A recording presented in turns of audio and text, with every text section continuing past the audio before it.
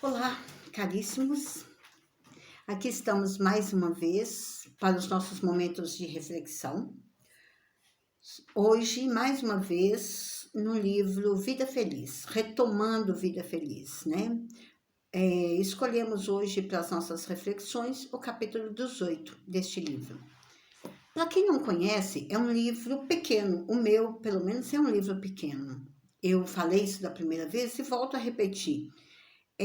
Não são nem 10 frases de instrução e de orientações profundas para as nossas reflexões.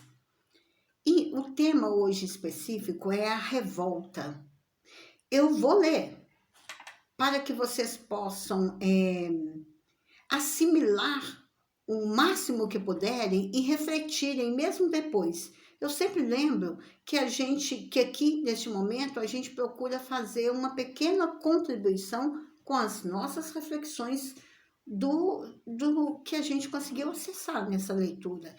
Por isso é muito importante que cada um busque ler e refletir. Até mesmo porque, como eu disse, é um livro, apesar de pequeno, são gotas homeopáticas de instrução e de sabedoria para nós, de orientações para todos nós, que nós precisamos aprender a manusear no dia a dia, à medida que nós vamos buscando resposta para as nossas questões internas.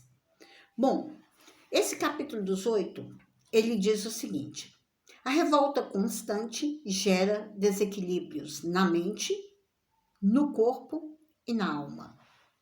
Primeira frase.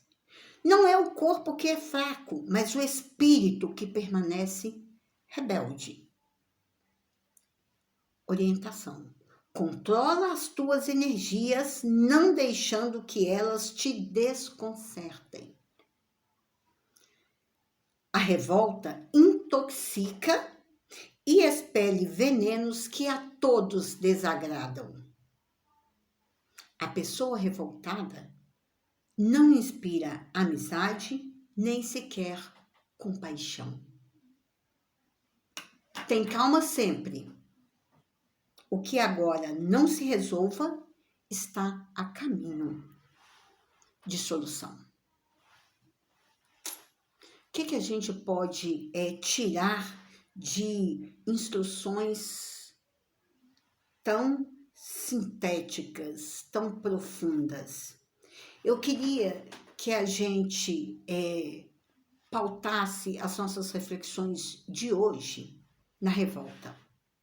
Quando Joana de Ângeles nos diz, ou nos deixa bem claro, que a revolta constante gera desequilíbrios na mente e no corpo, ela está nos instruindo, ela está procurando nos trazer informações para que a gente entenda que esta atitude, esta conduta, esta postura diante da vida, e aqui nós não vamos distinguir nada em especial para que cada um possa buscar dentro das suas experiências, dentro da sua vivência, aquilo que traz esse sentimento, esse pensamento e muitas vezes essa atitude de revolta e entender o dano que isto causa a si. Então, lá na frente ela diz que a revolta intoxica e expele venenos que a todos desagradam. Se a gente consegue, num sentimento, num pensamento, no alimentar sensações de revolta, expelir essas toxinas a ponto de desagradar ao outro, imagina quão danoso é para o nosso corpo, para a nossa mente e para o nosso espírito. Ou seja, a gente não danifica só a estrutura orgânica, a nossa estrutura orgânica, a gente danifica uma série de estruturas que nos compõem.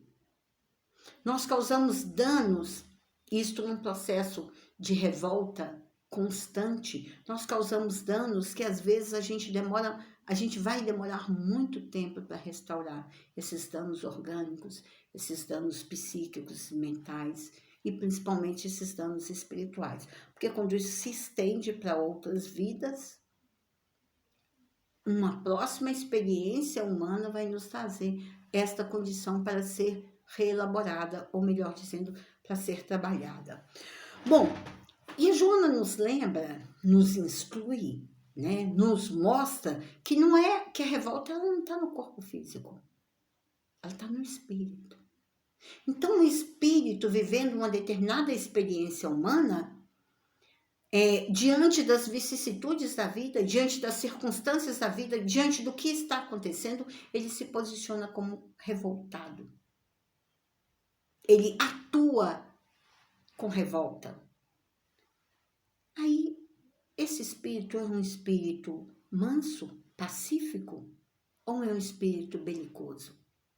Um espírito manso e pacífico, brando, misericordioso, diante de uma experiência da vida que é desagradável, que é danosa, que é dolorosa, como que nós estamos vivendo hoje todos juntos, que é a pandemia, ele procura, na fé em Deus, na confiança no amparo divino, na certeza de que as coisas estão acontecendo para melhorar, ele busca aí a sua força, a sua coragem para se posicionar, para agir, para pensar, por mais doloroso que seja a situação em que ele esteja vivendo.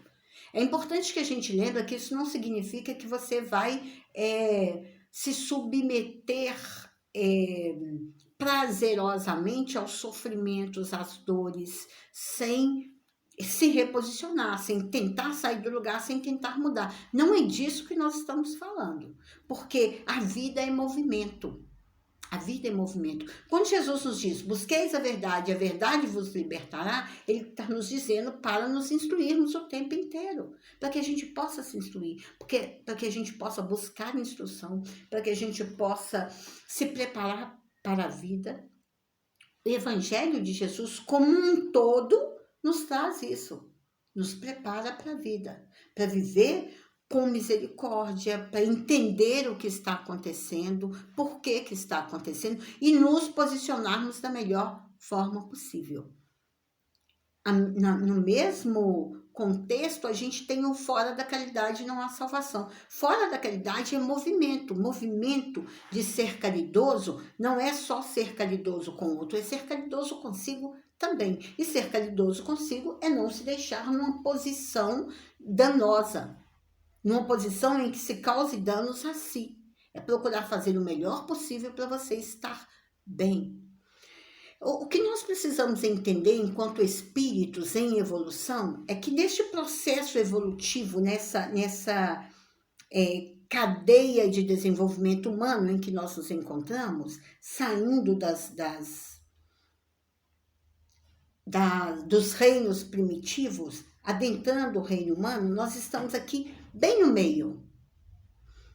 Nós costumamos dizer que a gente está mais perto do início, da origem, do primitivismo, do animal, dos instintos, do que do anjo, do intuitivo, do amoroso, do manso, do pacífico. Mas nós estamos aqui. Nós estamos aqui, neste meio, há 2 milênios. Desde Jesus. Porque se antes de Jesus, o Velho Testamento, ele nos preparava para receber Jesus, as orientações de Jesus é não matarás, não adulterar, não roubar. Bem na linha da infância da humanidade, o que nós não podemos fazer, não faça isso, não faça aquilo, não. Aqui, 2 milênios atrás, com o advento de Jesus, a gente já entra na era do entendimento do amor. Então, sede misericordioso, sede pacífico, sede brando, amai ao próximo, amai a Deus. Então, todas essas orientações, elas nos posicionam numa condição de avançar aqui, a segunda fase, ou a segunda etapa deste desenvolvimento humano que imprime no ser, no Filho de Deus, a razão. Então, aqui a gente começa a compreender e vem caminhando e aqui a gente vai avançando. Então, o espírito que se revolta é um espírito que entende que poderia estar em condições melhores e não aceita a condição que está.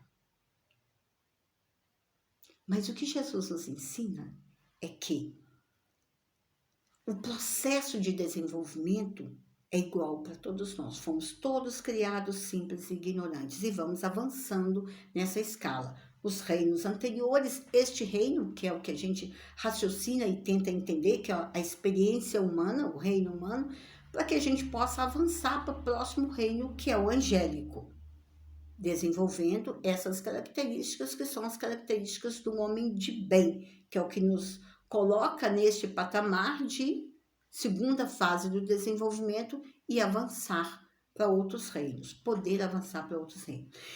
Então, voltando aqui a este nível de entendimento em que nós nos encontramos, se posicionar de forma revoltada contra as condições a que somos colocados, é não aceitar o que Jesus já nos ensinou, que nessa simplicidade, nesse processo evolutivo, a semeadura seria livre, mas a colheita seria obrigatória. Ninguém foge daquilo que plantou. Então, um processo como esse que nós estamos vivendo a nível de orbe, a nível mundial, um processo pandêmico, ele diz da nossa condição de desenvolvimento. Ela diz do que nós temos que colher. E colher significa preparar o solo para novos plantios. Então, quando a gente pensa em asepsia, como a própria pandemia nos traz, o processo de asepsia das mãos, das casas, a gente também precisa pensar na asepsia dos pensamentos, dos sentimentos, das atitudes, das condutas. Porque é isso que nos ajuda nesta colheita, porque é isso que nós estamos vivendo. Nós já plantamos, não tem como fugir dessa colheita, o arrancar o que não é bom, o cultivar, o manter o que é bom, para que a gente possa avançar em plantios melhores para o futuro. Esta postura, este entendimento nos auxilia a sair do processo de revolta. Nós precisamos mudar essa atitude, porque além dela nos intoxicar, como diz Joana de Anjos, intoxica e expele venenos que a todos desagradam, não gera pessoa revoltada, não inspira amizade nem compaixão. A revolta é uma postura agressiva. Na maioria das vezes, a gente vivenciou, eu não sou de acompanhar reality shows, mas minha filha acompanha, e mesmo acompanhando, a gente acaba sabendo de tudo. No princípio deste reality show, a gente vê que tinha pessoas que tinham uma postura necessária e correta em defesa do racismo, do feminismo e de tantas outras coisas, mas a conduta revoltada gerava danos para a própria pessoa e para quem estava em torno. Então, olha como que é importante a gente entender isso. Às vezes, a sua postura, o que você defende está correto, mas a atitude de revolta te coloca numa posição que você causa dano. Você não só não se protege, não protege quem está em torno de você, como você causa danos a si e a quem está em torno de você. E o que é grave, às vezes, há ideias, há ideologias extremamente importantes e trabalhadas com muito cuidado. Então, quando Joana nos orienta, tem 3 orientações extremamente importantes de Joana nesse texto. O primeiro dele é: controla as tuas energias, não deixando que elas te desconcertem. Isso é um processo de educação. Educação da mente, educação do corpo, educação das energias. Aprenda a utilizar as suas energias para se proteger, para proteger o outro e não para causar danos ao outro, porque você vai estar causando danos a si. A segunda é: tem calma sempre. Tem calma sempre. A calma nos ajuda a pensar, a refletir e a agir, não a reagir. Reagir está aqui, ó, no campo da primeira fase do desenvolvimento humano, que é mais primitivo, que é mais animalesco. Então, a reação é automática, é instintiva. Mas o parar e o refletir te coloca numa condição, principalmente se você usar as orientações do Evangelho de Jesus, a ser misericordioso, a ser tolerante, a se proteger, não negligenciar os próprios cuidados, mas não causar danos ao outro, porque isso vai gerar danos a si próprio. E outra coisa extremamente, que é como ela fecha o texto, que é extremamente importante para a gente, o que agora não se resolva está a caminho de solução. Jesus nos dizia isso. A felicidade não é deste mundo. Confia em Deus, confia em Jesus, confia no amparo dos anjos guardiões, no trabalho do bem. O bem se movimenta o tempo inteiro, sem agredir o mal. O bem se movimenta o tempo inteiro, se estendendo. A verdade se estende.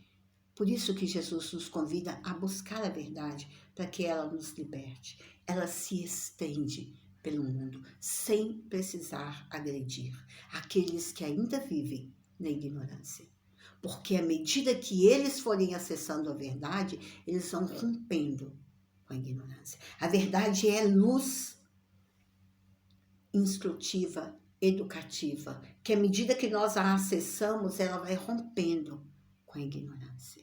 Então, nós vamos avançando, nós iremos avançando com Jesus, com calma, com paciência, acreditando que a solução está a caminho, porque ela virá. Porque o bem trabalha para a instauração do bem no mundo externo, no nosso orbe, e no mundo interno de cada um. Que nós possamos, refletindo com Joana de Ângeles, trazer a calma ao nosso coração, neste momento tão delicado que todos nós vivemos, entendendo a dor que estamos passando, seja com familiares, seja cada um em si, entender essa dor como uma provação. Não se revoltem, por caridade a si próprios. Não se revoltem, busquem em Jesus o amparo necessário, a força necessária para seguir adiante, confiando, acreditando no bem, no amor e na instauração do bem aqui no nosso orbe, nesta humanidade, nessa terra, neste planeta bendito que nos acolhe. Que a paz do Cristo Jesus esteja presente no coração de todos nós, estejamos onde e como estiver.